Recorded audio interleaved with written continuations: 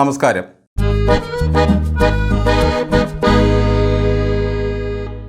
ഇന്ദിരാഗാന്ധി മുസൂറിയിൽ താമസിക്കുമ്പോൾ നെഹ്റു അയച്ച കത്തുകളാണല്ലോ ഒരച്ഛൻ മകൾക്കയച്ച കത്തുകളെന്ന പേരിൽ പിൽക്കാലത്ത് പുസ്തകമായത്.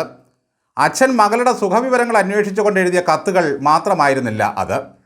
തൻ്റെ മകൾ ലോകത്തെ അറിഞ്ഞ് വളരാനുള്ളതെല്ലാം അദ്ദേഹം കുറിച്ചിരുന്നു. ഇവിടെ ഇതാ ഒരു അച്ഛൻ കാരണം മകൾക്ക് കിട്ടിയ സമൻസുകൾ എന്ന പേരിൽ പുതിയൊരു പുസ്തകത്തിന് വലിയൊരു സ്കോപ്പ് കാണുന്നുണ്ട്. ലോകത്തെ അറിഞ്ഞു വളരാനുള്ളതെല്ലാമാണ് നെഹ്റു മകൾക്ക് കത്തായി എഴുതിയിരുന്നത്.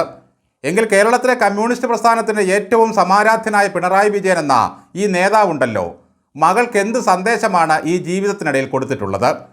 സ്വന്തം പ്രസ്ഥാനത്തിൻ്റെ ആദർശത്തെപ്പറ്റിയോ ധാർമ്മികതയെപ്പറ്റിയോ ഭയങ്കരമായ മാനവികതയെപ്പറ്റിയോ ഒക്കെ ഒരിക്കലെങ്കിലും ഈ അച്ഛൻ മകൾക്ക് പറഞ്ഞു കൊടുത്തിട്ടുണ്ടോ?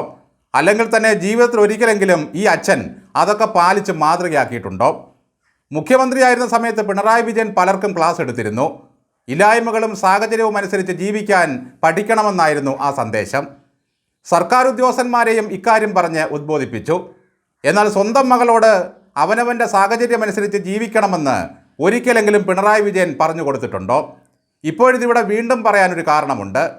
മൂന്നാം തവണയും ഹാജരാകാൻ ED വീണാട്ടിക്ക് സമൻസ് അയച്ചിരിക്കുന്നു. ഈ മാസം 29-ന് ചോദ്യം ചെയ്യലിനായി വീണ്ടും വീണാട്ടി ഹാജരാകണം. മാസത്തിൽ ഒരു തവണ പടി മേടിക്കുന്നതാണ് മാസപ്പടി എന്ന പേരിൽ അറിയപ്പെടുന്നത്. മാസത്തിൽ ഒരു തവണ മാസപ്പടി വാങ്ങുന്നതിന് മാസത്തിൽ 3 തവണ ED സമൻസ് അയക്കുന്നത് ശരിയായ നടപടിയല്ല. എന്നിട്ടും അച്ഛൻ ഇപ്പോഴും കയ്യും മലർത്തി നടക്കുകയാണ്, ശുദ്ധമാന കൈകൾ എന്ന് പറഞ്ഞുകൊണ്ട്. നോക്കൂ, ഇന്നലെ വരെ മുഖ്യമന്ത്രിയായിരുന്നൊരു മനുഷ്യൻ ഇന്ന് ഞെക്കി മൂളി പ്രതിപക്ഷ നേതാവായിട്ടിരിക്കുന്നു. ആ മനുഷ്യൻ്റെ മകൾ മാസത്തിൽ 3 തവണ വീതം ED ഓഫീസ് കയറിയിറങ്ങുന്നു. കുറ്റവാളിയെപ്പോലെ മാസ്ക് കൊണ്ട് മുഖവും മറച്ച് ED ഉദ്യോഗസ്ഥർക്കൊപ്പം തലകുനിച്ച് തെളിവെടുപ്പിന് പോകുന്ന രംഗങ്ങളാണ് നമ്മൾ കണ്ടുകൊണ്ടിരിക്കുന്നത്. നിങ്ങൾ കൂടി പോയി നോക്കിക്കോ, എന്തെങ്കിലും വിസ്മയമുണ്ടോ എന്നറിയാം എന്ന് അച്ഛൻ മാധ്യമപ്രവർത്തകരെ പരിഹസിക്കുന്നു. ബാങ്ക് ലോക്കറിനുള്ളിൽ സ്വർണ്ണക്കട്ടുകൾ അടുക്കി വെച്ചിരിക്കുകയാണ് എന്ന ധാരണയിലല്ല ഉദ്യോഗസ്ഥർ അവിടെ പരിശോധിക്കുവാൻ പോകുന്നത്. അതൊരു നടപടിക്രമത്തിൻ്റെ ഭാഗമാണ്.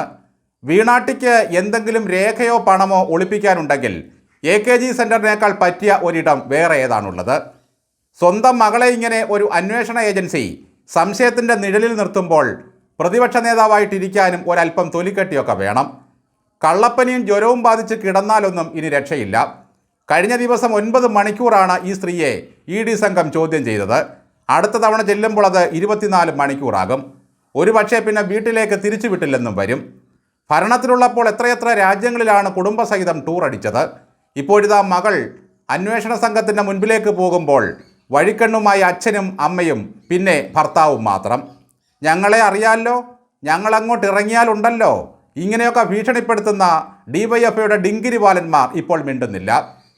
ഈ മകൾക്കെതിരെ മാത്യു കുഴൽനാടൻ ആരോപണം ഉന്നയിച്ചതിൻ്റെ പിന്നാലെ അളവ് സംഘത്തെ അയച്ച ആളാണ് പിണറായി വിജയൻ. ഒപ്പം വിജിലൻസിൻ്റെ കേസും. അന്ന് മുഖ്യമന്ത്രിയുടെ പുന്നാരപുത്രിയെപ്പറ്റി ആരോപണം ഉന്നയിച്ചതിനെതിരെ DYFI കൊടിയും കെട്ടി മാത്യു കുഴൽനാടൻ്റെ വീട്ടിലേക്കും ഓഫീസിലേക്കും പ്രകടനം നടത്തി.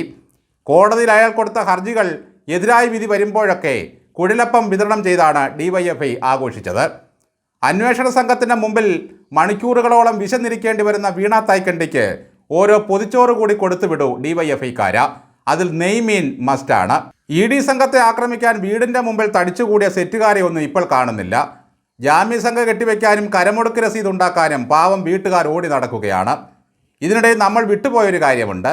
പിണറായി വിജയൻ്റെ മകൻ്റെ അമ്മായിയപ്പൻ്റെ കമ്പനിയാണ് കേരളത്തിൽ മുഴുവൻ റോഡിലും ക്യാമറകൾ വെച്ചത്. അതുകൂടി ഒന്ന് ഓർക്കണം. ചുരുക്കി പറഞ്ഞാൽ കുടുംബമടക്കം കേരളത്തെ കുളം തോണ്ടാൻ ഇറങ്ങിയിരിക്കുകയാണ്. അകത്ത് കിടക്കുന്നവർക്ക് മൃഷ്ടാനം നൽകാനാണല്ലോ ജയിൽ മെനു ഒക്കെ പരിഷ്കരിച്ചു കൊടുത്തത്. സഖാക്കൾ ഒരുപാട് പേർ ഇനിയും ജയിലിലേക്ക് പോകേണ്ടവരാണ്. ഇനി 29-ാം തീയതിയും ആരുടെയെങ്കിലും ആഡംബരക്കാർ എടുത്ത് റിയാസ് ഭാര്യയും കൊണ്ട് ED ഓഫീസിലേക്ക് പോകും. UDF സർക്കാർ ധവളപത്രം പുറത്തിറക്കി കഴിഞ്ഞപ്പോൾ നമുക്ക് വിശദമായിട്ടൊന്ന് ചർച്ച ചെയ്യാമെന്ന് പറഞ്ഞിട്ട് പോയ റിയാസിനെ പിന്നെ നമ്മൾ കാണുന്നത് ഒരിടത്ത് കുത്തിയിരിപ്പ് സമരം നടത്തുന്നതും ഭാര്യയും കൊണ്ട് ED ഓഫീസിലേക്ക് പോകുന്നതുമൊക്കെയാണ്. വല്ലാത്തൊരു ഇൻ്റർനാഷണൽ കമ്പനിയായിപ്പോയി എക്സാലോജിക്ക്. ആരിട്ടതാണാവോ ഈ പേര്? യാതൊരു ലോജിക്കുമില്ല.